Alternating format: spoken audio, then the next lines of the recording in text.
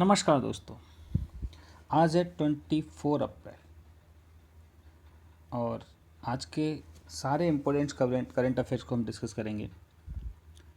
ये जो current affair हैं आपके state PCS, BEO, bank, SSC, railway सभी एग्ज़ाम के लिए इम्पोर्टेंट हैं। अगर आपको इस करंट अफेयर का पीडीएफ चाहिए तो मेरा टेलीग्राम चैनल है, आप ज्वाइन करें, देव गौतम। चलिए स्टार्ट करते हैं, देखते हैं आज के करंट अफेयर में क्या रहने वाला है। आज के करंट अफेयर में डिस्कस करेंगे महत्वपूर्ण दिन, अंतर्राष्ट्रीय, राष्ट्रीय खबरें, व्यक्ति विशेष से रिलेटेड कुछ खबरें, कुछ खेल की न्यूज़ अगर है तो, राज्य से विशेष से कुछ न्यूज़, विज्ञान से रिलेटेड, सामान्य ज्ञान, कुछ स्टैटिक फैक्ट्स, एक अंतर्राष्ट्रीय संगठन डिस्कस करेंगे। जैसे कल हमने आसियान डिस्कस किया था और आज कोई नया संगठन और डिस्कस करेंगे। चलिए स्टार्ट करते हैं। महत्वपूर्ण दिन की बात करें, कल था 23 और 23 को हम 2 डे मनाते हैं। एक विश्व पुस्तक दिवस और दूसरा था हमारा संयुक्त राष्ट्र अंग्रेजी भाषा दिवस। ये भी 23 अप्रैल को मनाया जाता है। तो कल विश्व पुस्तक दिवस जो मनाया गया था, या कॉपीराइट दिवस डे भी बोलते हैं, अंतर्राष्ट्रीय पुस्तक दिवस या कॉपीराइट डे, इसका थीम था शेयर ए मिलियंस स्टोरीज। आजकल थीम बेस्ड क्वेश्चन ज़्यादा आ रहे हैं, तो कृपया करके इन थीम्स को एक पेज पर लिख लें। वैसे करंट अफेयर में आपको थीम बेस्ड जो करंट अफेयर एक डे का पूरा बना दूंगा एक बाद में, तब आप उसको याद कर सकते हैं। कुछ अंतर्राष्ट्रीय खबरों को देखते हैं। वर्ष 2020 के लिए विश्व पुस्तकों का कॉपीराइट दिवस का नारा, जो भी हमने कॉपीराइट देखा 23 अप्रैल को मनाया गया, उसका जो स्लोगन है KL वाका, केयरिंग थ्रू रीडिंग। KL वाका मतलब केयरिंग थ्रू रीडिंग, ये इसका स्लोगन था। 21 अप्रैल को इस देश की अध्यक्षता में G20 के कृषि मंत्रियों की आवासीय बैठक का आयोजन किया गया। कहाँ पे? सऊदी अरब में। 22 अप्रैल को ईरान के प्रक्षेपित किया गया सैन्य उपग्रह कौन सा हमारा? नूर उपग्रह। नूर उपग्रह पहला सैन्य उपग्रह, मैं आगे भी डिस्कस करूंगा इसको साइंस में। भारत की सबसे बड़ी सॉफ्टवेयर सेवा कंपनी जो इजराइल का पहला पूर्ण डिजिटल बैंक शुरू करेगी, टाटा कंसल्टेंसी सर्विस TCL, ये पहला डिजिटल बैंक शुरू करेगी। कहाँ पे? इजराइल में। केंद्रीय मंत्रिमंडल में भारत कोविड-19 आपातकालीन प्रक्रिया और स्वास्थ्य प्रणाली को तैयारी सहायता के लिए इतने निधि की महत्वपूर्ण निवेश को मंजूरी दी है। कितने? 15,000 करोड़ रुपए। लर्निंग सामग्री को विकसित करने के लिए और योगदान देने के लिए केंद्रीय मानव संसाधन मंत्री ने शुरू किया हुआ राष्ट्रीय कार्यक्रम कौन सा? विद्यादान 2.0। पहले भी शुरू किया था इस समय एक बार, अब ये विद्यादान 2.0 शुरू किया है। इस विश्वविद्यालय ने 5 करोड़ रुपए की कोविड-19 वॉरियर्स स्कॉलरशिप की घोषणा की है। किसने किया है? चंडीगढ़ विश्वविद्यालय ने। कितने की किया है? 5 करोड़ रुपए की। केंद्रीय मंत्रिमंडल ने स्वास्थ्य कर्मचारियों की सुरक्षा सुनिश्चित करने के लिए एक अध्यादेश के माध्यम से इस अधिनियम में संशोधन किया है और स्वास्थ्य कार्यकर्ताओं के खिलाफ कोई भी हिंसा अब 7 साल तक का कारावास भी ला सकती है। कौन सा अधिनियम है? महामारी रोग अधिनियम। इम्पोर्टेंट है ये वाला क्वेश्चन, तो इसको एक बार याद करो, ये संशोधन हुआ है हमारा। तो महामारी रोग अधिनियम 1987 में संशोधन किया है, और इसमें जो भी अभी डॉक्टर से न्यूज आई थी, इंदौर की आई थी, कई सारी आई थी, डॉक्टर के साथ बदतमीजी वाली, अगर कोई इस टाइप का करता वो पकड़ा जाता है तो 7 साल तक की जेल हो सकती है उससे। इस अंतर्राष्ट्रीय संगठन ने कोविड-19 को सतत विकास लक्ष्यों, शांति और कानून के शासन पर इसका प्रभाव इस विषय पर भारत के छात्रों और शिक्षकों के साथ ऑनलाइन संवादों की एक शिक्षा श्रृंखला शुरू की है। दावा एवं अपराध का संयुक्त राष्ट्रीय कार्यक्रम UNODC, इन्होंने ये शुरू किया है।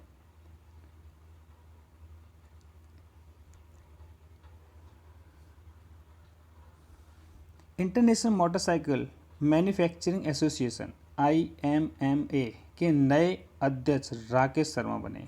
ये बजाज ऑटो के कार्यकारी निदेशक थे पहले, अभी इंटरनेशनल मोटरसाइकिल के भी बना दिए गए हैं।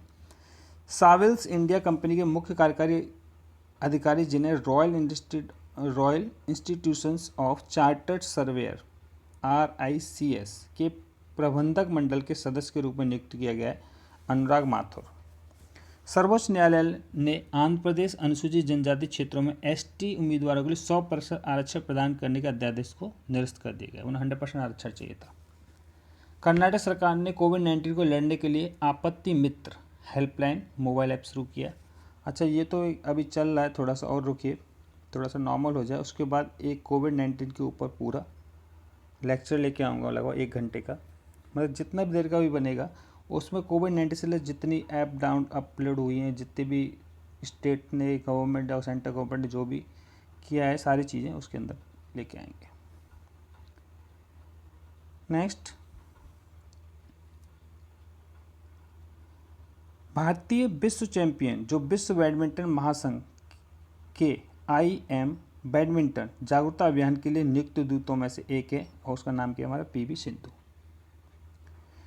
16 लाख से अधिक बच्चों को संचारबंदी के दौरान सार्थक तरीके से रखने के लिए उड़ीसा सरकार ने यूनिसेफ के साथ मिलकर अनेक कल्पित गतिविधियों को एक दैनिक सूची जारी की, जिसका नाम क्या है, घरे घरे अरुणिमा। घरे घरे अरुणिमा किसने, कहाँ जारी किया गया ये, और उड़ीसा में किसके सहयोग से, यूनिसेफ के सहयोग से। मध्य प्रदेश के नए स्वास्थ्य मंत्री और गृह मंत्री नरोत्तम मिश्रा। अच्छा, मध्य प्रदेश में अभी मंत्रिमंडल का विस्तार हुआ है, तो दो दो करके न्यूज़ में लूँगा। आज मैंने 2 न्यूज़ लिए। पहले प्रदेश के नए स्वास्थ्य मंत्री हैं नरोत्तम मिश्रा, दूसरे मध्य प्रदेश के नए कृषि मंत्री कमल पटेल, मध्य प्रदेश के नए जल संसाधन मंत्री तुलसी सिलवट को बनाया गया। ये हमारे मध्य प्रदेश के कृषि मंत्री कमल पटेल हैं और मध्य प्रदेश के नए जल संसाधन मंत्री कौन है, हमारे तुलसी सिलवट। कैबिनेट ने वर्ष 2020-21 में फॉस्फेटिक और पोटेशिक उर्वरकों के लिए पोषक तत्व आधारित सब्सिडी दरों के निर्धारित को मंजूरी दी है। जो फॉस्फेट और पोटेशियम वाले पोषक तत्व जिनमें पाए जाते हैं, जो हमारे सब्सिडी, उनमें सब्सिडी दरों को सब्सिडी दी है, उसमें जो किसान यूज करते हैं एज ए फर्टिलाइज़र। फेसबुक ने रिलायंस जियो के प्लेटफॉर्म में 43,574 करोड़ रुपये मीन्स 9.99% की हिस्सेदारी खरीद ली है। किसने, फेसबुक ने। तो ये शेयरिंग हो गया है फेसबुक रिलायंस का इंडस्ट्री के साथ, जियो के साथ।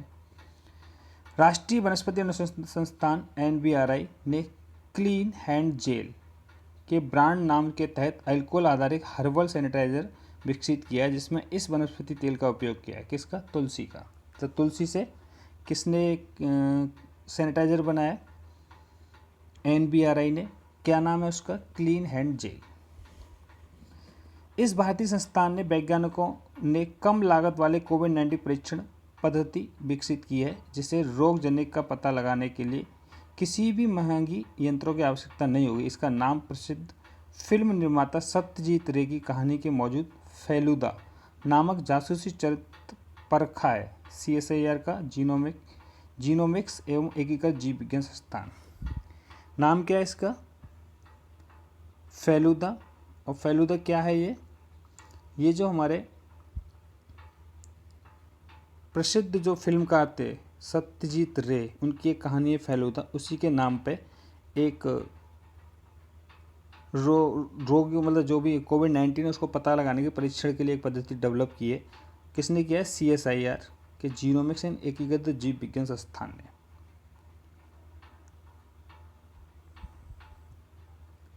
ईरान के सरकारी टीवी ने यह घोषणा की है कि ईरान का पहला सैन्य उपग्रह जिसका नाम नूर है, उसे केंद्रीय रेगिस्तान से 22 अप्रैल को सुबह छोड़ा गया था। इस बयान के अनुसार यह प्रक्षेपित सफल रहा और उपग्रह अपनी सही कक्षा में पहुंच गया। अभी बताया था मैंने, क्या नाम है, नूर। कौन सा उपग्रह है, नूर। कहाँ का है, ईरान का पहला उपग्रह है ये, मानव सहित। कुछ स्टैटिक फैक्ट्स की बात करते हैं। दावा एवं अपराध का संयुक्त राष्ट्र कार्यालय UNODC स्थापना 1997। मुख्यालय कहाँ है हमारा, वियना, ऑस्ट्रिया। विश्व बैडमिंटन BWF स्थापना 1934, मुख्यालय कोलमपुर, मलेशिया। अभी कोलमपुर को भी बताया था मैंने एक चीज़, क्या बताया था, याद करो। मैंने बताया था कोलमपुर को एक सिटी को किसके लिए, विश्व पुस्तक का एक सिटी घोषित किया गया है। G20 ग्रुप ऑफ ट्वेंटी स्थापना 26 सितंबर 1999। सदस्य कितने हमारे इसके, 20।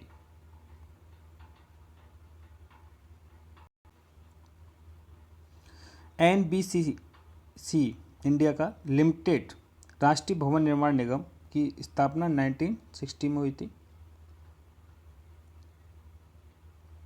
राष्ट्रीय कंपनी कानून अपीलीय न्यायाधिकरण NCLAT की स्थापना 1 जून 2016 में।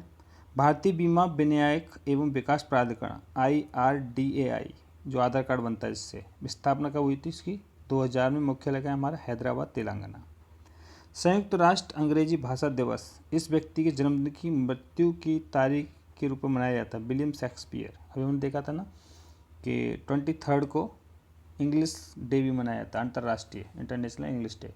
तो वो किस व्यक्ति के जन्मदिन और मृत्यु दिन की तारीख पर मनाया जाता है? William Shakespeare. अगर जन्म भी उसी तारीख को हो तो मृत्यु भी उसी तारीख को थी शेक्सपियर की।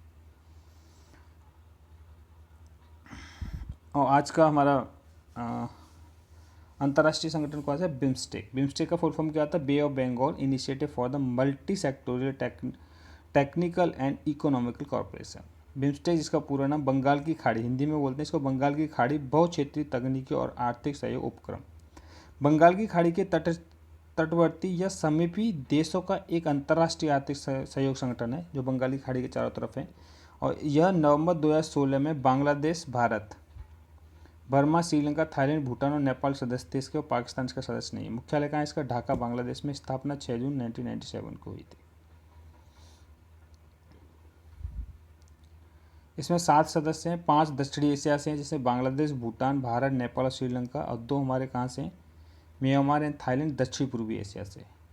तो ये था आज का करंट अफेयर। अगर आप फर्स्ट टाइम मेरा करंट अफेयर देख रहे हैं तो प्लीज़ चैनल को सब्सक्राइब करें, लाइक करें, शेयर करें। Thank you for the watching.